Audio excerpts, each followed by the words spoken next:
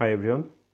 আপনারা অনেকে অনেক সময় আমাকে জিজ্ঞেস করছেন যে এন্ট্রান্স এক্সামের জন্য আসলে কিভাবে প্রিপারেশন নিতে হবে বা কোন কোন বইগুলো ফলো করলে এন্ট্রান্স এক্সামে ভালো করা যাবে। সো এই ভিডিওতে আমি একটু এক্সপ্লেইন করার ট্রাই করব যে এন্ট্রান্স এক্সামের জন্য আসলে আপনাদের কিভাবে প্রিপারেশন নিতে হবে বা ওইখানে যে কোশ্চেনগুলো আসবে ওইগুলা কিভাবে আনসার করলে রাইট ওয়েতে এবং দ্রুত সময়ে, কারণ ওইখানে আপনার টাইম লিমিট দেওয়া থাকে। সো কোন স্ট্র্যাটেজিটা ফলো করলে আসলে আপনি ইজিয়েস্ট ওয়েতে এন্ট্রান্স এক্সামের কোশ্চেনগুলো আনসার করতে পারবেন।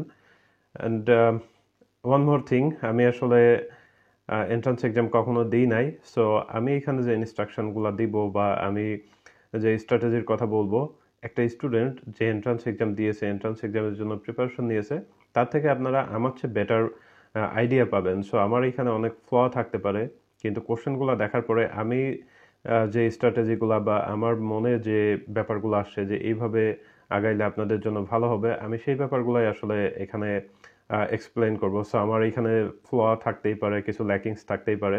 এটার জন্য আমি আগে থেকেই সরি, কারণ আমি বলছি যে আমি আসলে এন্ট্রান্স এক্সাম দিই নাই। জাস্ট আপনাদের জন্যই আসলে আমি এটা ট্রাই করতেছি। অ্যান্ড নর্মালি এন্ট্রান্স এক্সামে আসলে মাল্টিপল পার্ট থাকে, লাইক ইংলিশ, ম্যাথ, আইকিউ, তারপর আরও কয়েকটা সেকশন থাকে।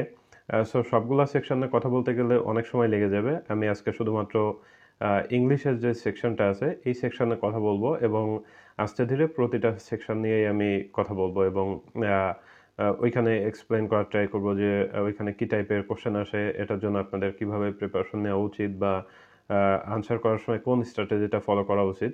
সো আজকের ফার্স্ট টপিক হচ্ছে ইংলিশ। ব্যাক আসি মেইন টপিকে, যে ফার্স্ট অফ অল ইংলিশ। ইংলিশটা আসলে কমন একটা টপিক, যে আপনি যে ব্যাকগ্রাউন্ড যে প্রোগ্রামে আবেদন করেন না কেন, মানে আপনি ইঞ্জিনিয়ারিং রিলেটেড প্রোগ্রামে আবেদন করলেন বা business, nursing or something else, আপনাকে অবভিয়াসলি ইংলিশের আনসারটা করতে হবে। দ্যাট মিনস এটা আসলে একটা ম্যান্ডেটরি পার্ট সবার জন্য। নর্মালি ইংলিশের টোটাল আসলে 3টা সেকশন থাকে, এবং এই 3টা সেকশনে টোটাল 16টা কোশ্চেন থাকে।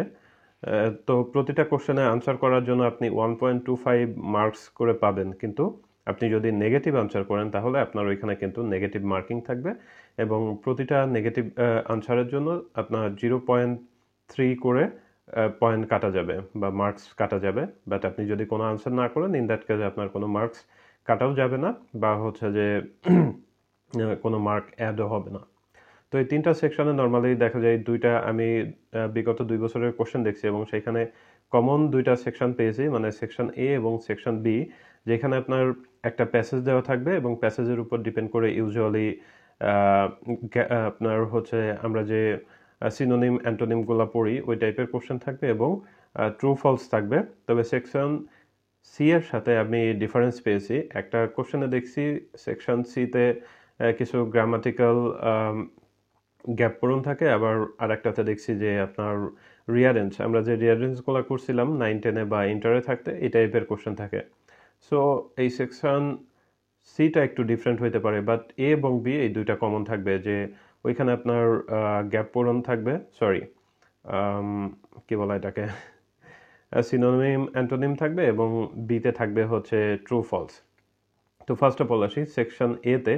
তারা আপনাকে ছোট বা মাঝারি সাইজের, নর্মালি আপনারা যারা আইএলস এর অলরেডি প্রিপারেশন নিচ্ছেন তারা এটা জানেন যে আইএলস এর রিডিংটা কেমন হয়। অনেক হার্ড একটা সেকশন এটা, অনেক বিগ বিগ প্যাসেজ দেওয়া থাকে, বাট এখানে আসলে অত বড় প্যাসেজ থাকে না। দেখা যায় যে আইএলস এর জন্য যে প্যাসেজগুলো থাকে তার অর্ধেক এরকম আর কি।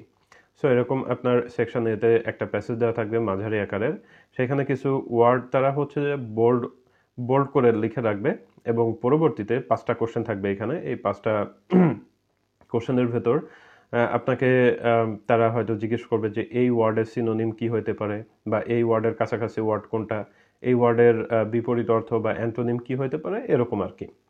সো এখানে যেটা হয়, আপনি তাহলে দেখেন যে আপনি যদি হাজার হাজার ওয়ার্ড মুখস্থ করেন, দুনিয়াতে কত ওয়ার্ড আছে আপনি নিজেও জানেন না। সো এত ওয়ার্ড মুখস্থ করে আসলে এই সিনোনিম অ্যান্টোনিম আনসার করা ডিফিকাল্ট।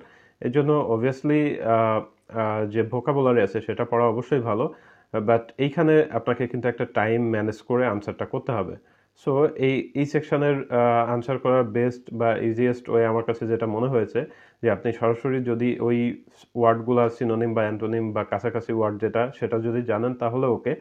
আদারওয়াইজ বেস্ট ওয়ে হচ্ছে আপনি জাস্ট একটা গুগল সার্চ দিয়ে দেখতে পারেন যে এই ওয়ার্ডটা সিনোনিম বা অ্যান্টোনিম ওয়ার্ডগুলো আসলে কি কি আছে, তখন আপনি খুব সহজেই হচ্ছে যে এই ইংলিশ সেকশনের আনসারটা করতে পারবেন।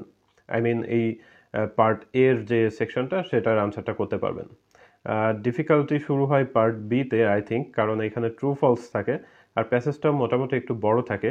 সো এখানে যে কোশ্চেনগুলো দেওয়া থাকে ওই কোশ্চেনগুলোর ভেতর থেকে আপনার যে লাইনটা তারা তুলে দিয়ে বলে যে এটা ট্রু নাকি ফলস, এটা খুঁজে বের করাটা হচ্ছে যে মেইন ব্যাপার। সো এইখানে স্ট্র্যাটেজিটা হচ্ছে আপনাকে যে লাইনটা আসলে তুলে দেওয়া থাকবে আপনার ডিরেক্টলি কোশ্চেনে আপনি যেটা করতে পারেন, দুইটা স্ট্র্যাটেজি এখানে ফলো করতে পারেন। নাম্বার ওয়ান স্ট্র্যাটেজি হচ্ছে আপনি ফার্স্ট অফ অল কোশ্চেনগুলো দেখে নিলেন যে তারা আসলে কি কি কোশ্চেনের কথা বলতেছে, আই মিন কোশ্চেনগুলো কি কি। তারপরে আপনি ওই প্যাসেজটাতে একবার চোখ বুলাই নিলেন, আই মিন বি সেকশনের প্যাসেজ যেটা সেটাতে একটা চোখ বুলাই নিলেন যে এখানে টোটাল প্যাসেজটা আসলে কি বলতেছে। তখন যেটা হবে তখন হচ্ছে যে আপনি প্রিভিয়াসলি যে কোশ্চেনগুলো দেখছেন তখন আপনি প্যাসেজ পড়ার সময় ওই কোশ্চেন প্যাসেজের ভেতরে ওই কোশ্চেনগুলো কোথায় কোথায় পাচ্ছেন সেটা একটু মাথায় রাখতে হবে, কারণ যেহেতু এটা কম্পিউটার বেসড পরীক্ষা এবং এখানে আসলে আপনি আন্ডারলাইন করতে পারবেন না। সো ওইটা একটু মাথায় রাখতে হবে যে আমার প্যাসেজের এইখানে এই কোশ্চেনটা আছে, তখন আপনি ইজিলি ওই ট্রু ফলসের আনসারটা করে ফেলতে পারবেন ওই কোশ্চেনের উপর ডিপেন্ড করে যে আমার কোশ্চেন এটা ছিল এবং প্যাসেজের ভেতরে এই কোশ্চেনের লাইনটা আমার এইখানে আছে। তখন আপনি চাইলে কোশ্চেনে ব্যাক করে আনসারটা করতে পারেন যে আপনার আনসারটা ট্রু হবে নাকি ফলস হবে।